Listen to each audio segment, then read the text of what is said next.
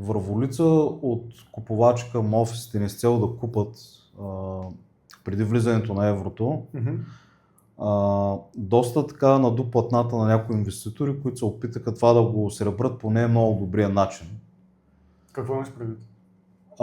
Имам предвид, аз разбирам, че е поскъпнало труда, аз разбирам, че е поскъпнало и строителството, макар че хората, които са по-навътре в това, всеки може да го провери. Да, материалите са поскъпнали, но някои от тях не са толкова много, да се го кажем. По-скоро тук се зароди у някои инвеститори, които са с по-порочни практики, използваха това поскъпване, за да го раздуят, да го хиперболизират все едно едва ли не 2-3 пъти,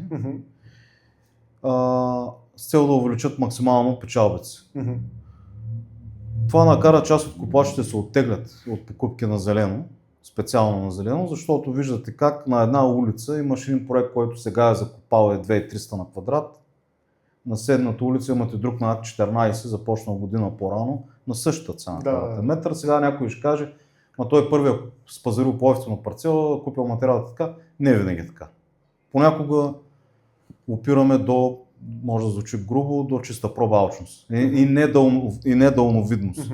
Инвеститорите, които са на пазара много отдавна и минаха и предната тежка криза и другите мини кризи по пътя до сегашния ден, са по-предпазливи, защото те са склонни в даден проект да не реализират максимума печалба, а по-скоро да запазят авторитет си, да не разочароват купувачите, защото утре, ако наистина пазарът стане сложен, те няма да могат да продадат абсолютно нищо. Тук давам примери, които се случиха из цялата страна, не конкретизирам.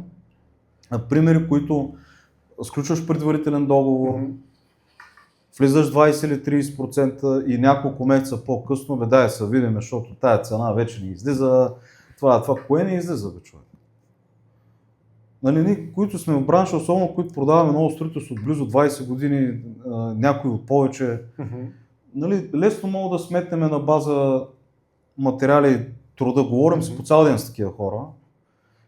И строители, и надзори, и каквото може да се сетиш.